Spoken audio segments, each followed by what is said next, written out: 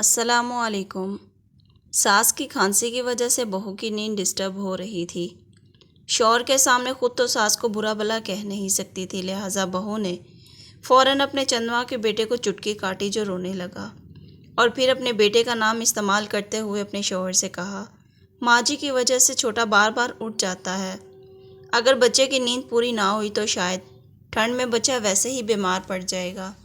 شوہر نے اٹھ کر بیوی کے حکم کی تعمیل کرتے ہوئے ماں کو جھڑکا تھا، مگر کھانسی بھڑکنے سے کہاں رکتی ہے، اور پھر بوڑھی ماں تو ٹی بی کی مریضہ تھی، لہٰذا اس کے بیٹے نے اٹھ کر اس کا بستر صحن میں لگا دیا تھا۔ بوڑھی ماں اپنے جوان بیٹے کی مضبوط گرفت میں گھسیٹتے ہوئے صحن میں پڑی ٹوٹی پھوٹی چارپائی تک آئی تھی۔ بیٹے نے دھکا دے کر ماں کو چارپائی پر پھینکا اور جگہ جگہ سے پھٹا ہوا کمبل لا کر ماں کے اوپر ڈال دیا تھا۔ صحن میں سخت سردی تھی، دسمبر کی یخ پستہ راتیں تھیں، اوپر سے ٹی بی نے بگڑ کر پھیپھڑوں تک کو ضائع کر دیا تھا۔ کھانسی کرتے کرتے کئی بار سانس رک جاتی تھی اور پتہ نہیں کتنی کتنی دیر تک رکی رہتی تھی، کئی بار تو الٹی نکل جاتی تھی۔ بہو اب اندر سے پہلے سے بھی زیادہ پریشان تھی، کیونکہ اب ٹھنڈ کی وجہ سے کھانسی میں وقفہ بھی نہیں ہو رہا تھا، سوائے ان چند لمحوں کے کہ کب بوڑھی سانس کی سانسیں تھمیں۔ لہٰذا بہو نے ایک بار اپنے بیٹے کو چٹکی کاٹی جو رونے لگا۔ بیٹے کے رونے کی آواز پر اس کا شوہر بھی جاگ گیا، اور بہو نے ایک بار پھر اپنے شوہر سے ساس کی کھانسی کی شکایت کی۔ اب کی بار شوہر اٹھا اور آن کی آن میں اپنی ماں کے سر پر پہنچا، چارپائی کا ایک سرا پکڑ کر کھینچا، اور کیا ہوا، صحن کے دوسرے سرے تک لے گیا۔ ماں بیچاری کہیں رستے میں ہی گر گئی۔ واپسی پر منہ اندھیرے جب اپنی چہتی بیوی کے پاس لوٹ رہا تھا تو اس کا پاؤں اپنی ماں سے ٹکرایا تو منہ کے بل گرا، اور ماں کے منہ سے بے اختیاری حسبی اللہ کے الفاظ نکلے، اور ساتھ ہی منہ سے نکلا، پت تینوں سٹ تے نہیں لگی۔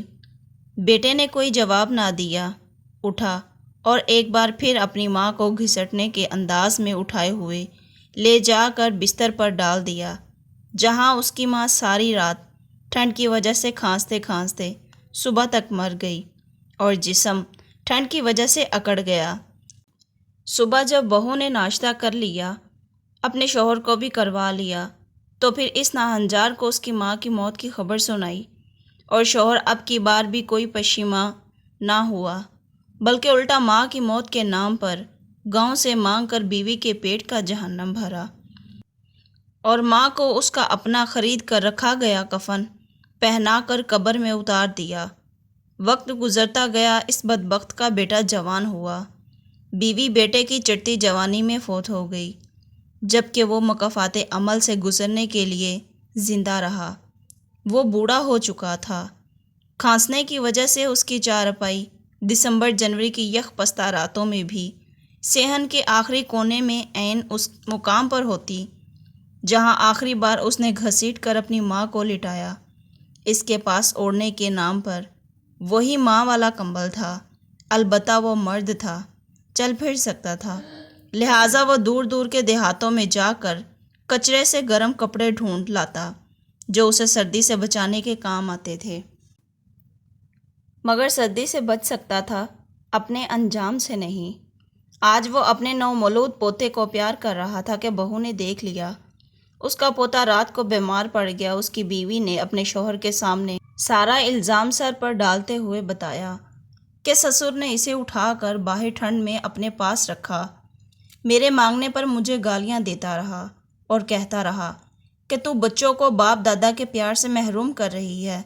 ساتھ ہی بیوی نے مگرمچھ کے آنسو بہانے شروع کر دیے، یہاں تک شوہر طیش میں اٹھ گیا اور باپ کو صحن میں کونے میں پڑی چارپائی سے اٹھا کر گھر کی دہلیز سے باہر پھینک دیا۔ جب اپنے بیٹے کے ہاتھوں ذلیل و رسوا ہو کر بوڑھے کو گھر سے باہر پھینکا گیا تو اسے اپنی ماں کی یاد آئی، جس نے آخری الفاظ میں بھی اپنے بیٹے کی فکر کرتے ہوئے پوچھا تھا، بیٹا تمہیں کہیں چوٹ تو نہیں لگی؟ ساتھ ہی بوڑھا شخص اپنے بیٹے کا انجام سوچنے لگا، اور انجام سوچتے سوچتے ساری رات سردی میں ٹھٹر ٹھٹر کر مر گیا۔ کہانی سے سبق ملتا ہے کہ والدین کے ساتھ کیا گیا سلوک ہمارے ہاتھوں لکھی گئی ایک تحریر ہے جو ہماری اولاد ہمیں پڑھ کر سناتی ہے۔ امید کرتی ہوں ناظرین آپ کو یہ میری سٹوری بہت اچھی لگی ہوگی، تو پلیز میرے چینل کو لائک اور سبسکرائب کریں اور ساتھ لے کے بیل آئیکن کو ضرور دبائیں تاکہ میری آنے والی ایسی ویڈیوز آپ تک پہنچتی رہیں۔